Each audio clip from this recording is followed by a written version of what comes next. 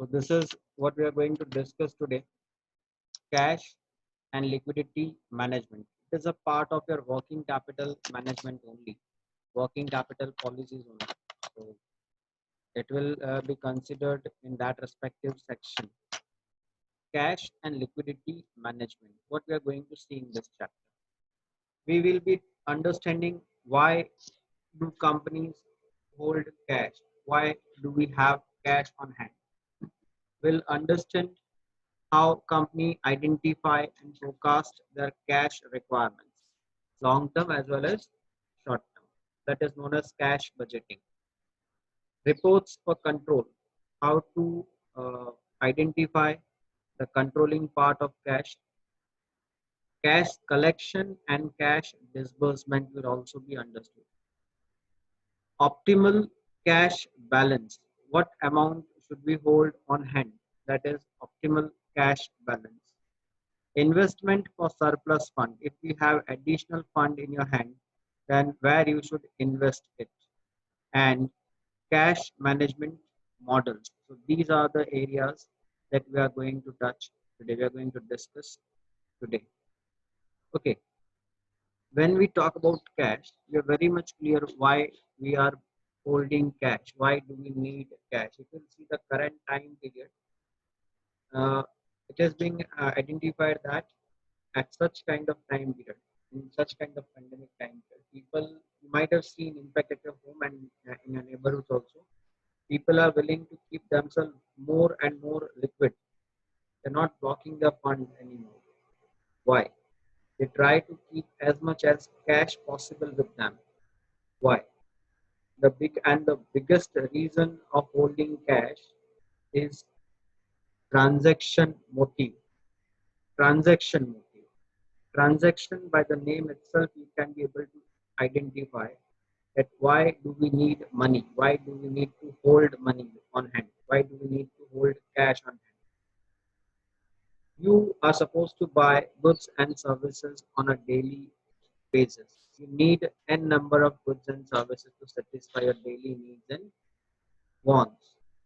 And for buying all such kind of goods and services from the market or from any other places, you need cash. So transaction motive is the first reason why do people hold cash, or why do companies like to hold cash. More and more cash is required to complete their day-to-day business operations. So that is the first motive or first reason to hold cash.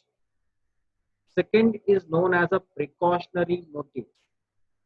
Precaution, the name itself suggests precaution.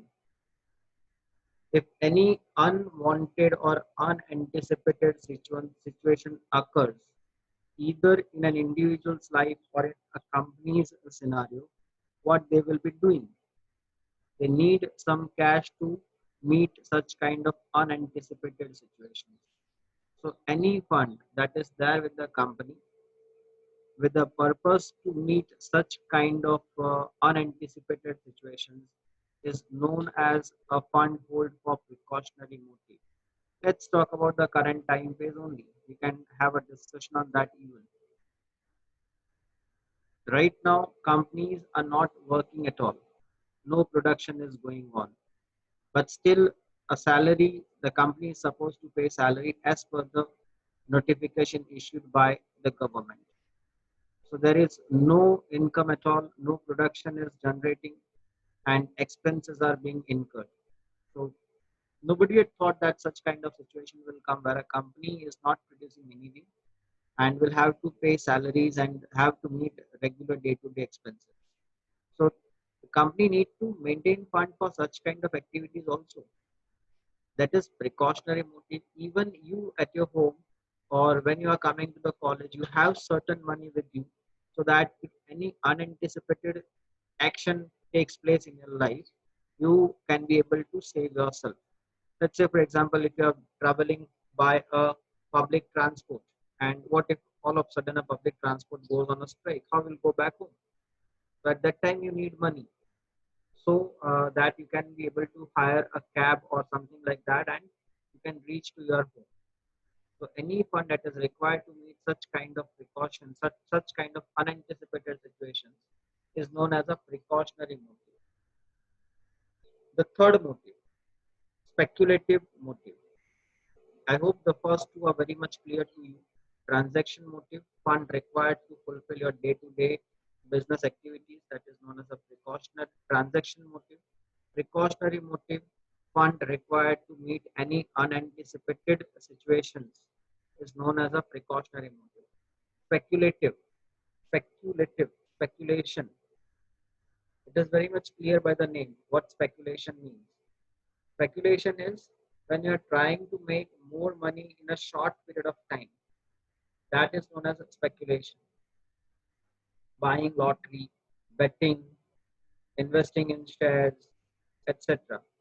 are some kind of activities where you will be looking out to earn a huge amount in a shorter period of time. But to fulfill this objective of earning huge amount or earning a double or triple times money from such kind of activities, you need to have cash on hand, and because of that, speculation can take place. If you do not have cash on hand, you cannot buy shares. If you do not have cash on hand, you cannot buy lotteries. So anything which is helping you to earn more and more money in a shorter duration of time needs hard cash. So these are the three different motives for which people or for which companies hold cash: transaction motive, precaution motive, and speculation motive. Now we are focusing on cash budget. Once we understood that, okay, these are the reasons for holding money, but a question arises: what amount of cash is required? How will know that in the coming time period how much cash is required? For that, companies used to prepare a cash budget. Cash budget is a principal tool. This budget is a principal tool to identify the cash required coming time period.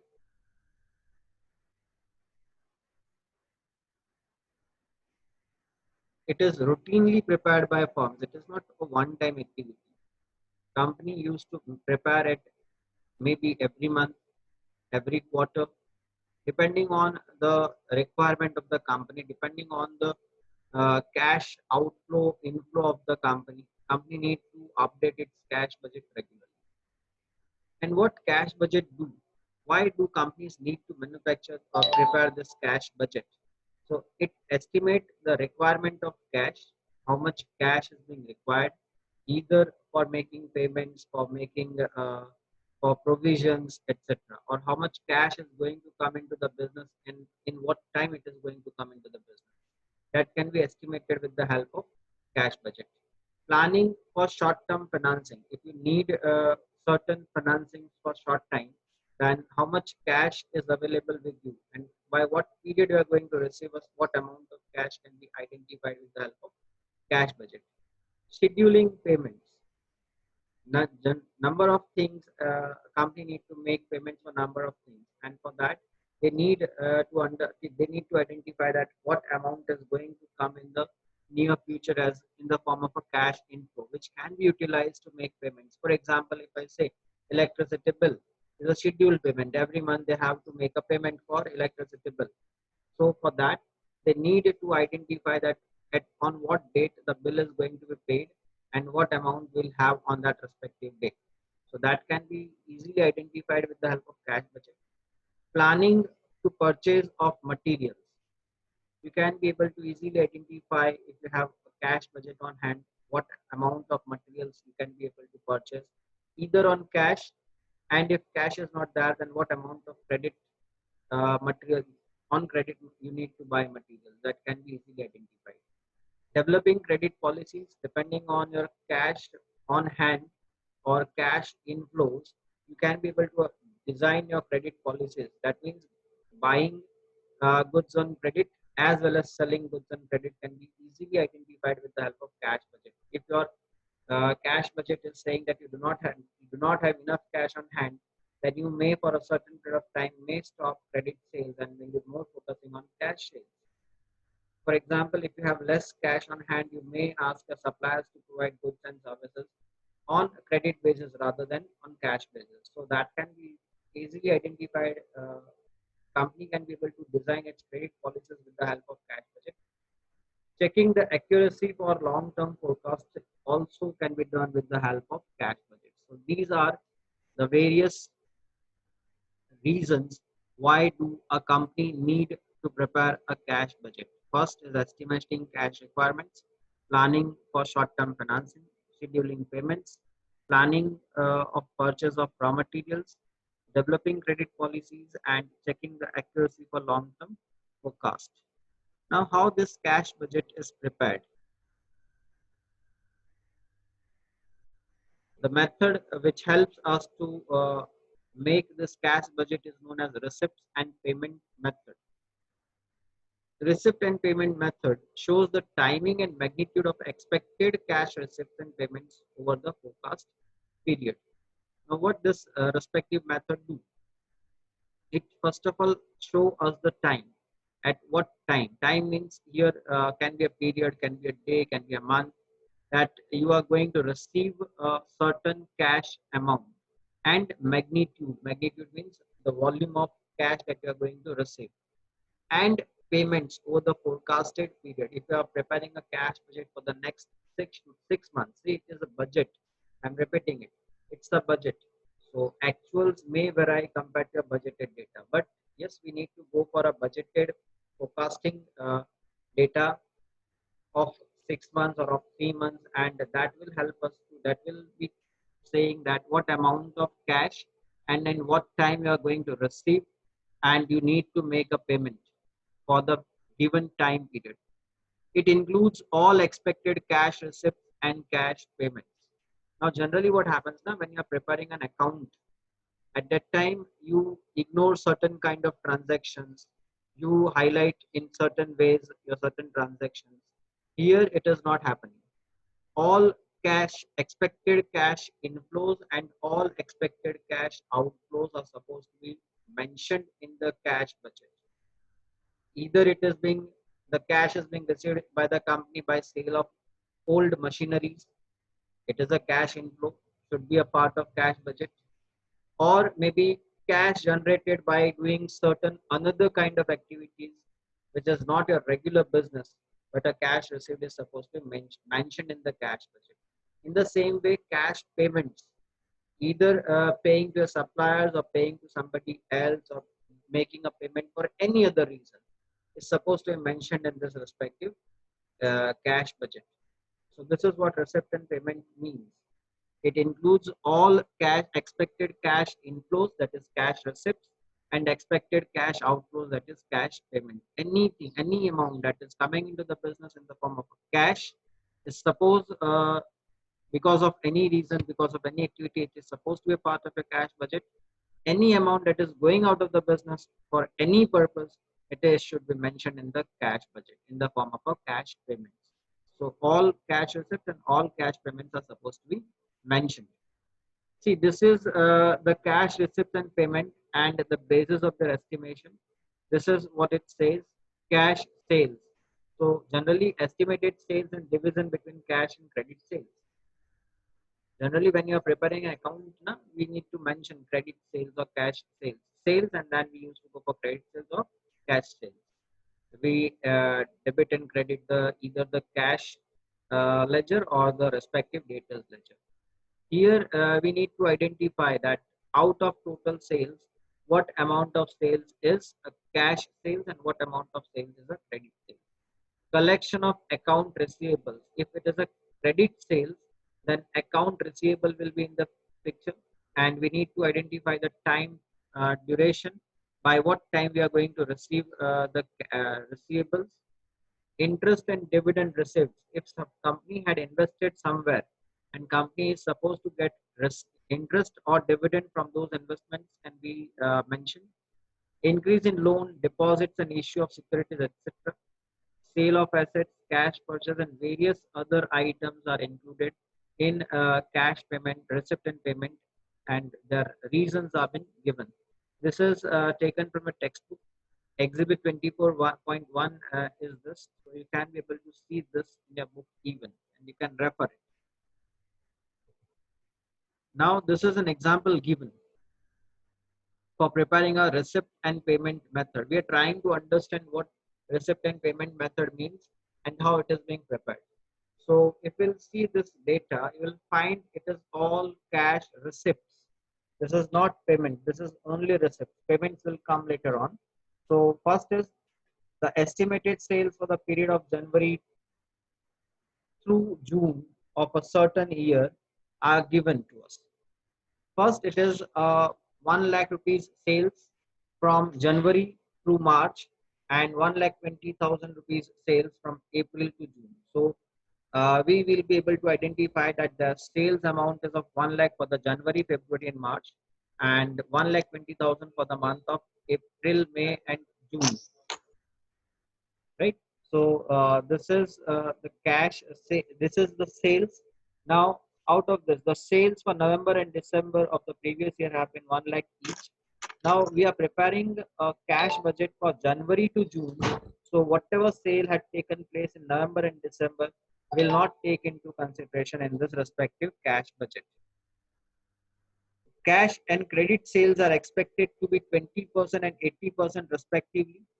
So whatever the sales is taking place, 1 lakh rupees or 1,20,000 rupees, it will be 20% is cash and remaining 80% is credit sales. So we'll be mentioning sales in these two ways, 20% in cash sales and 80% in credit sales. The receivable from credit sales are expected to be collected as follows: 50% after 1 month and 50% balance after 2 months. We will be receiving the credit sales cash 50% after 1 month. So if a credit sale had taken place in the month of January, out of that 20% is cash, that is 20,000 is cash, 80 percentage, that is 80,000 is credit sales. Out of this for 80,000 rupees, 40,000 will be receiving in the month of February if it is a January sales. If it is a December sales, you will be receiving in January. If it is a November sales, then you will be receiving in January and December 50%, that is 40,000, and in January 40,000. The receivable from credit sales are expected to collect it as follows discussed, and other anticipated receipts are rupees 5,000 from the sale of machine in the month of March and 2,000 interest on securities in June. So these are the other anticipated receipts. One is 5,000 from the sale of machine. Company might have sold certain machines, and it is company had received 5,000 rupees in the month of March, and 2,000 rupees is interest earned on securities in the month of June. Now let us see this entire example, entire cash transactions in a proper format of a budget. So if you'll see here, if we'll see this, January to June is given, that is sales. This is sales, 1 lakh rupees. Up to this, as mentioned in the previous slide, January, February, and March will have 1 lakh rupees sales, and April, May, and June will have 1,20,000 rupees as a sale. Out of this 1 lakh rupees of sales or 1,20,000 rupees of sales, keep in mind that 80 percentage is a credit sale. So 1 lakh rupees multiplied by 80 percentage comes to 80,000. So credit sales is of 80,000 for the month of January, for the month of February, and for the month of March. Whereas for the month of April, 80 percentage of 1,20,000, that comes to 96,000 for April, May, and June. So these are the credit sales for the April to June. Now collection of account receivables, it is given 80,000. Now this is a credit sales. Keep in mind that this will be divided into two parts. 50 percentage in the first month and 50 percentage in the next month. So if we'll see this, if we'll try to understand this, out of this 80,000, 40,000 will be received in the month of February, and remaining 40,000 will be received in the month of March. So from where this 80,000 came? Now go to the previous slide and disconnected.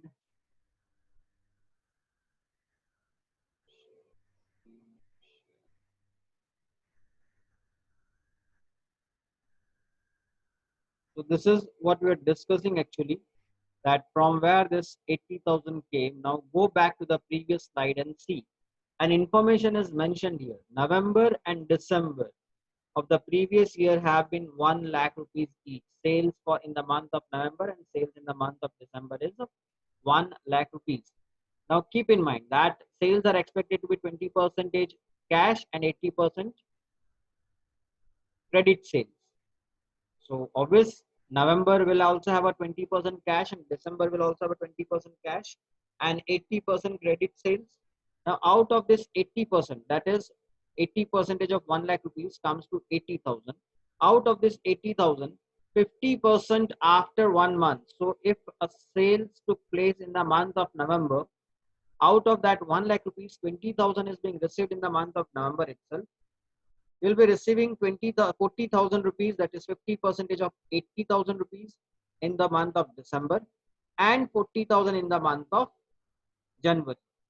So out of 80,000, 40,000 is of November month's sales and December in the same way. Now keep in mind that November's credit sales had come to an end as we had received 40,000 in the month of January. But December month's credit sales is yet to come. December month's sales is 1,000, 80,000 is a credit sales, 40,000 is being received in the month of January. So here, this 80,000 is out of this 80,000, one is of the month of November and another is of the month of December. That means 40,000 is of November months and 40,000 is of December month. So this comes to 80,000. This is collection of account receivables. Keep in mind, we're not talking about the credit sales collection that happened in the month of January. We are talking about the sales that happened in the month of November and December and the amount collected from those sales. Plus, as we discussed, the difference between these two, sales minus credit sales, 20% was cash sales, so 20,000 here. And the receipt from machine sale, this is what happened in the month of March. In January there is no other cash receipt, so the total comes to 1 lakh. Now this 1 lakh is 80,000 collection from receivables and 20,000 cash sales. In the same way, when you will go to the February, 40,000 which was remaining of December will be collected in the month of February. So December month's credit sales comes to an end. We had received all the cash from December month sales, and another 40,000 will come from January. So this will be a part of the month of February, and December will be a part of February's collection. 20,000 cash sales, as discussed earlier, out of 1 lakh, 20% is a cash sales. There is no other cash receipt. That comes to 1 lakh. That is summation of these two. In the month of March, 40,000 from January and 40,000 from February. 20,000 cash sales plus 5,000 is being received by the company by selling old machine. So it is the total of this is 1,05,000. In the month of April, if we'll go, so it is again February's 40,000 and March 40,000 comes to 80,000. 24,000. This 24,000 is the difference of this two, 1,20,000 minus 96,000. So on no other cash receipts comes to 1,04,000. In the month of May, it is not 80,000, it is 88,000. How it comes? So from the month of March, 40,000 and 96,000 is a credit sales. Of that 50%, 48,000. So 48, which is a sales of April, plus 40,000 comes to 88,000. So it is 88,000 plus 24, that is the difference between these two, and no other cash receipts. So it comes to 1,12,000. And in the same way, this June months will be calculated. That is 44 of April and 44 of May will come to 96. 48 plus 48, 96. 24 is the difference. 2,000 is the cash receipts from interest, and it comes to 1,20,000. So this is how your cash budget is being prepared. I hope this is clear to all of you that it takes into account all cash receipts irrespective of time. It shows us the time duration also when it is going to be received. So this is cash receipt, only cash receipt. We have not yet completed the payments. Let's go to the next slide and try to understand how this payment look like. So cash budgeting, relevant information for cash payment. Now all the information given in this respective slide is for cash payment. Let's go one by one and try to understand that a company plans to purchase materials worth rupees 40,000 in January and February, and materials worth 48,000 each month from March to June. Payments will be made a month after the purchase. So if I am purchasing 40,000 rupees of goods in the month of January, I will be making the payment in the month of February. February's payment will be made in the month of March. March purchase payment will be made in the month of January, and June will be made in July. So this is how the cash outflow will happen in case of materials. A payment of 40,000 will be made in January for purchase in the previous month, that is December. So goods purchased in the month of December, out of those December month's payment, as it is going a late by 1 month, so the payment is supposed to be made in the month of January. So January will have a cash outflow of 40,000 rupees as of now. Miscellaneous cash purchases 2,000 per month are planned from January to June. So another cash outflow in the month of January is 2,000 rupees. Wages per month from January through June is 15,000 rupees. So cash outflow 40,000, 2,000, 15,000. And payment for manufacturing expenses will be 20,000 per month. And for general administrative expense, 10,000 per month, January to June. So all these are payments from January to June paid in the same month, 20,000 and 10,000. So this is all payments information. Let's go to the slide and try to understand. See, it is purchase of material in the month of January, 40,000 rupees. Credit purchase of material, it is a January's purchase. This is a December's payment made, and this is January's purchase. Payment of accounts 40,000 payable, that is account payable is 40,000. Is miscellaneous is this, wages and manufacturing expenses, general administrative expenses all included, comes to 87,000 rupees. Now here see, payment of accounts payable, this is December's payment, miscellaneous cash payment, wages, manufacturing, and this only these are taken into the total of January month's cash outflow. If you'll go to the previous slide, you can be able to see the same.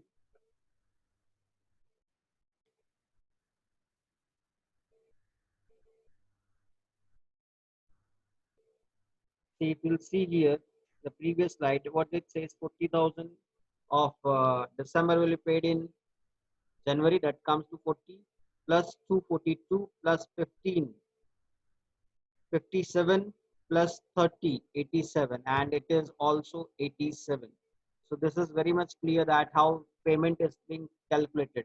The same way as we calculated receipt, all things should be kept in mind before making the calculating the payments.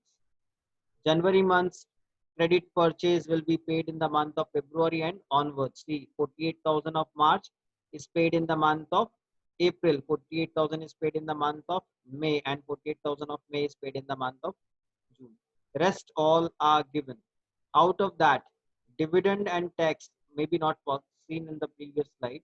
Dividend and tax are being paid in the month of June, and 50,000 of capital expenditure is paid in the month of March. So the total comes to like this.